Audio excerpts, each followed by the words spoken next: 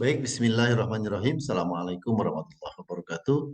Saya Dr. Ujang Sarif Hidayat akan memaparkan materi yaitu tentang analisis menyilang dan rekomendasi.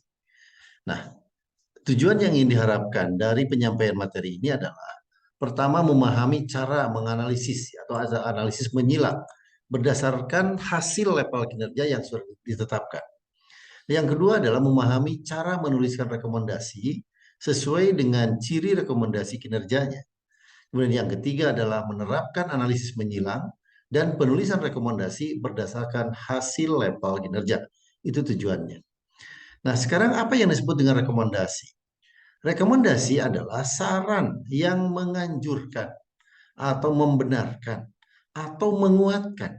Ya, itu menurut KBBI atau Kamus Besar Bahasa Indonesia. Nah, kemudian apa yang perlu dilakukan sebelum menuliskan rekomendasi? Tentunya adalah kita harus membuatlah analisis menyilang antar butir dalam satu komponen atau antar komponen. Nah, sekarang ada pertanyaan, mengapa perlu melakukan analisis menyilang? Itu karena ada hubungan sebab akibat, ya. Tentunya lemahnya salah satu butir dalam visitasi akreditasi itu tentu ada penyebabnya. Apa penyebabnya? Mungkin ada di butir yang lain, ya. Misal, ya, di sini bisa digambarkan butir X1 sebenarnya butir AA2 ini adalah butir butir-butir yang asesor nilai memiliki nilai kinerja yang rendah, ya, atau berwarna kurang baik. Nah, sehingga ini ada penyebabnya dari butir-butir yang lain, ya. Anak panah yang menunjukkan ini, ya, hubungan sebab akibat ini antar butir, ya, dalam yang berada dalam satu komponen atau juga hubungan butir-butir dalam satu komponen atau dalam antar komponen. Kemudian hubungan sebab akibat tersebut dihasilkan dari analisis asesor berdasarkan teori yang valid. Nah, biasanya akan ditemukan faktor krusial itu, ya, itu faktor yang menjadi kausa prima. Mengapa itu terjadi? Ya. Nah, mengapa semua itu terjadi? Sehingga faktor itu yang harus segera diatasi. Bukan berarti faktor yang lain tidak perlu diatasi, tapi itu yang harus didahulukan. Oleh karena itu, ini di sini ada catatan, bagi yang ingin lebih dalam, ini dapat dilacak dalam buku Saying the Forest for the Tree. Ya, jadi silakan. Ini kaitan dengan hubungan sebab akibat. Nah, kemudian bagaimana melakukan analisis menyilang itu? Di sini ada beberapa hal yang perlu saya sampaikan. Cara melakukan analisis menyilang, pertama adalah membaca data pencapaian kinerja per butir untuk setiap komponen secara berurutan dimulai dari komponen mutu lulusan, proses pembelajaran, mutu guru, dan mutu manajemen sekolah atau madrasah. Yang kedua, mengidentifikasi dan memberikan tanda level capaian kinerja yang belum mencapai level 4 atau masih rendah pada subkomponen setiap komponen.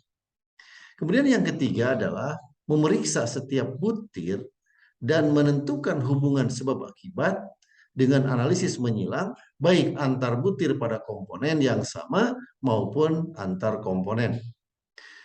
Yang keempat adalah menuliskan kesimpulan dari korelasi antar komponen atau subkomponen. Itu cara melakukan analisis menyilang. Nah, kemudian kita lihat di sini contoh analisis menyilang. Jadi misalnya di mutu lulusan yang lemahnya itu misalkan dalam butir ketiga nilainya hanya 1. Kemudian butir ke-9 nilainya juga 1. Kemudian butir ke-18 dalam proses pembelajaran 1. Kemudian dalam mutu guru di komponen 19 1. Kemudian di manajemen sekolah atau madrasah di butir ke-28 dan 32 juga 1. Itu tandanya rendah.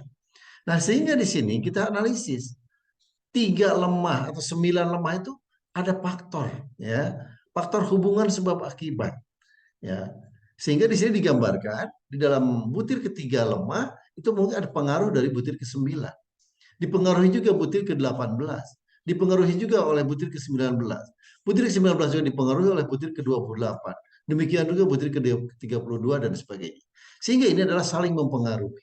Ya, sebagai contoh misalnya, ya, lemahnya hasil pembelajaran dalam proses pembelajaran berarti dipengaruhi oleh mutu guru.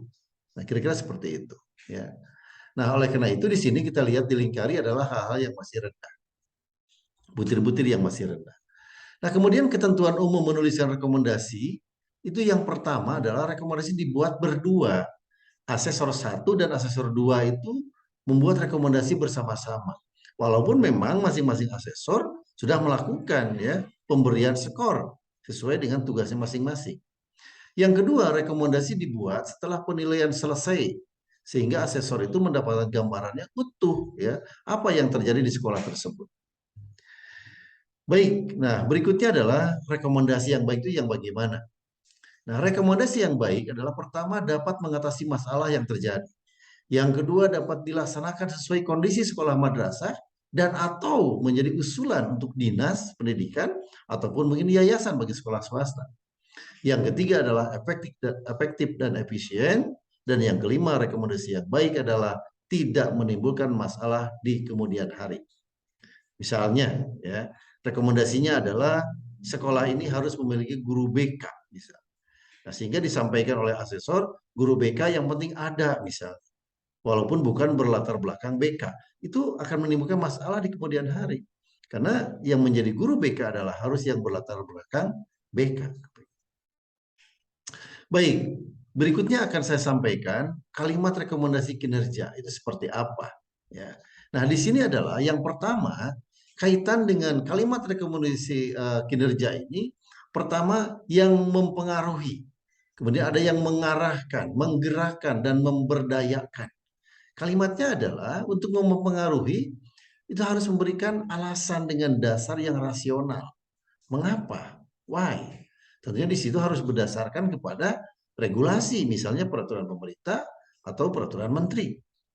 Kemudian yang mengarahkan itu menggambarkan kondisi apa yang harus dicapai. What? What? Ya. Setiap guru harus mendapat pelatihan metode mengajar misalnya. Itu adalah mengapanya.